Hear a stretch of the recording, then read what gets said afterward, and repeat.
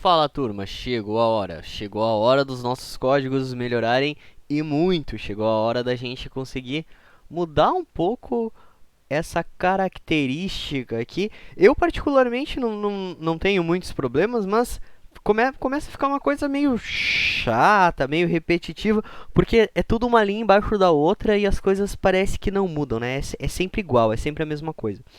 E a ideia, quando a gente vê um programa de computador, quando a gente pensa em um programa, é permitir personalização, é dar opções para o usuário, é fazer um monte de coisa. E claro, a gente tem que começar devagarinho, a gente tem que começar entendendo os princípios básicos aí, mas chega uma hora a gente quer poder ter algum tipo de interação. Então, ao invés de ter uma linha assim exatamente embaixo da outra, eu quero de alguma forma mudar um pouco o comportamento de algumas partes do meu código, baseado, por exemplo, em alguma informação que o usuário me dá. Né? Assim como acontece na nossa vida. Por exemplo, quem não queria chegar aos 18 para poder tirar carteira de motorista? É algo que todo adolescente quer. Depois que passa um tempo, a pessoa queria voltar até 16, mas tudo bem. Então, o que acontece?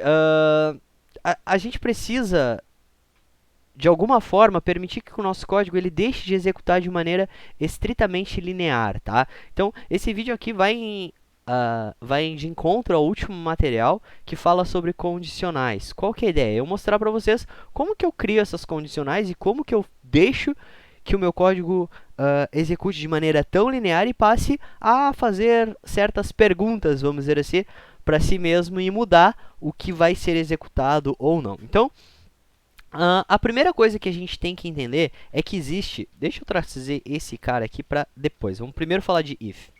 Existe uma forma, certo? Uma forma bastante simples de eu executar ou não determinada instrução, certo? Então, imagina que tu tá calculando, por exemplo, o exercício ali o exercício da média que tem lá na lista, né? Esse aqui é o da área do triângulo.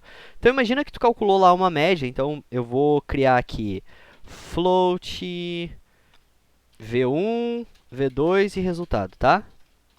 v1 vai ser o que a pessoa digitar.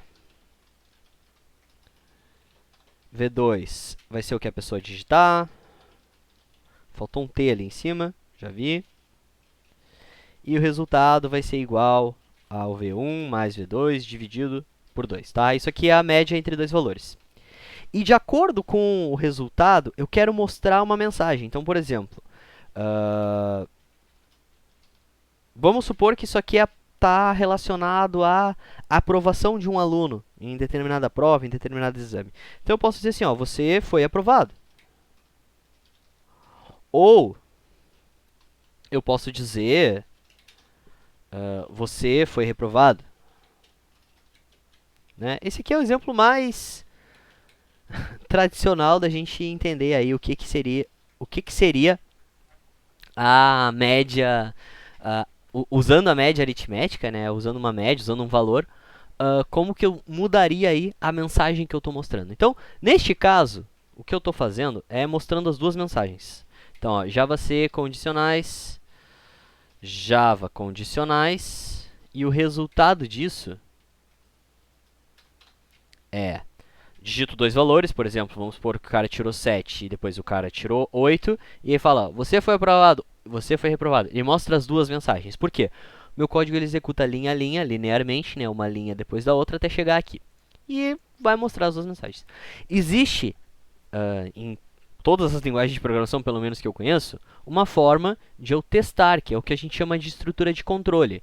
É uma estrutura que permite que eu faça um teste e execute um bloco de códigos de acordo com o resultado desse teste. Então, como que a gente faz isso? A gente utiliza a palavra-chave if, que significa se, né? E aqui dentro desses parênteses, a gente vai colocar um valor lógico, por exemplo, true. Só colocar simplesmente true, certo? E vou fechar e vou dizer que este bloco de código aqui vai ser executado se true. Nesse caso, se true, significa que sempre vai ser executado, vocês concordam? E nesse caso, se false, significa que sempre vai ser executado. Quem dera fosse assim, né? A pessoa sempre seria aprovada. Olha só, vou executar meu código, se a pessoa tirou 10 e 10, obviamente a pessoa foi aprovada. Só que se a pessoa tirar 0 e 0, ela também foi aprovada. Por quê? Porque eu não estou fazendo uma condição propriamente. Eu estou simplesmente dizendo ali que o meu valor lógico ele é verdadeiro. Por que eu estou fazendo isso? Porque eu quero que vocês enxerguem que ali dentro é um valor lógico. Tá? Ali dentro é um valor lógico. Se eu quiser colocar uma expressão que retorne um valor lógico, eu também posso. Assim como eu posso, por exemplo, criar uma variável boolean, certo? Que é o meu valor lógico, e dizer o seguinte, olha, já que é um valor lógico, eu vou utilizar o que a gente chama de operador lógico, tá? Vamos juntar esse cara, ó, if e operador lógico. Pronto.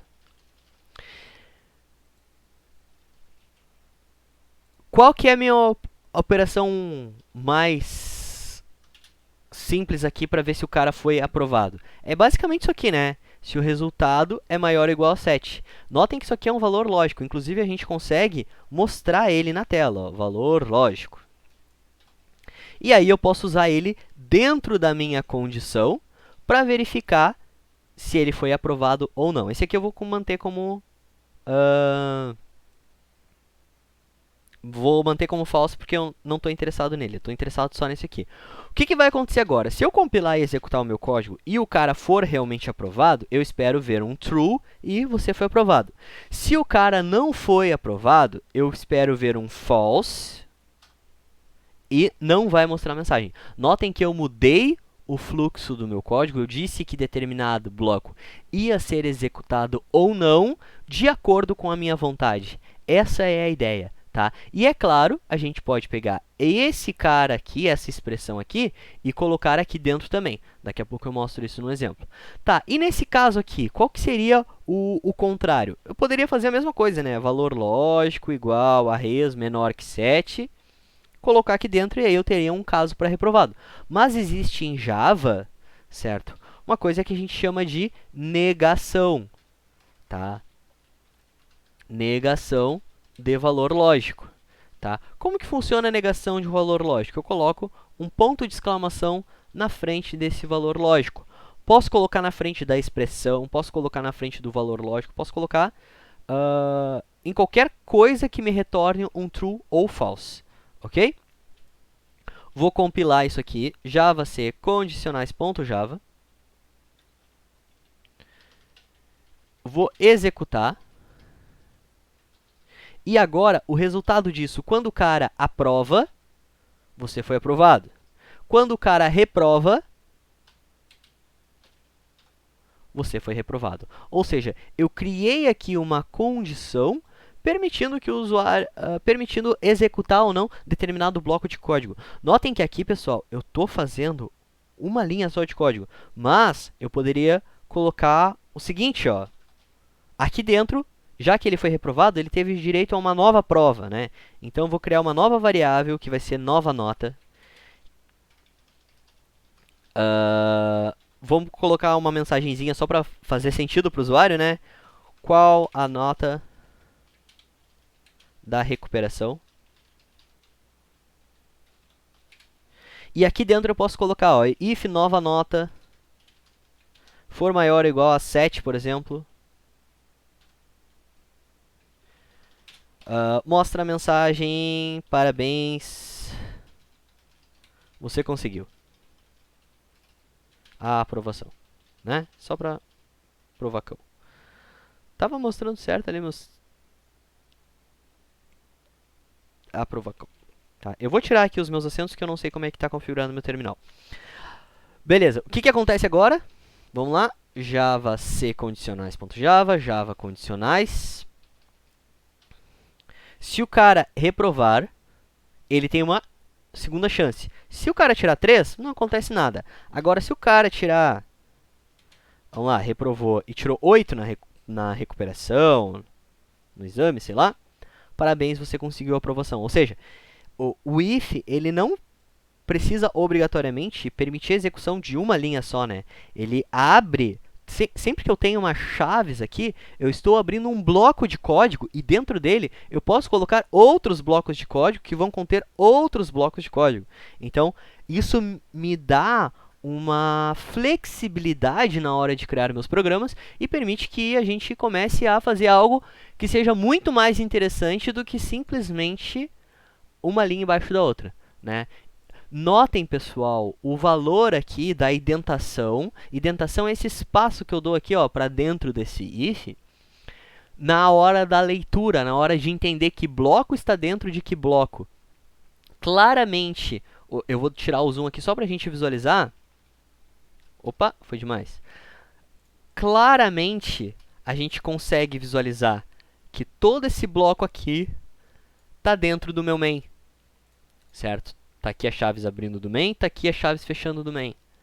Dentro desse bloco de código aqui, eu tenho um outro bloco aqui que eu tenho um pedaço de código aqui. Aqui eu tenho um bloco maior com outro bloco, com esse bloco dentro. Dentro desse bloco tem outro cara que abre um bloco. Então, essa indentação, esse espaço aqui que a gente dá, ele é extremamente útil, não só para visualizar, para ler. Lembra que a gente não escreve o código para nós mesmos, a gente escreve Opa, me enrolei.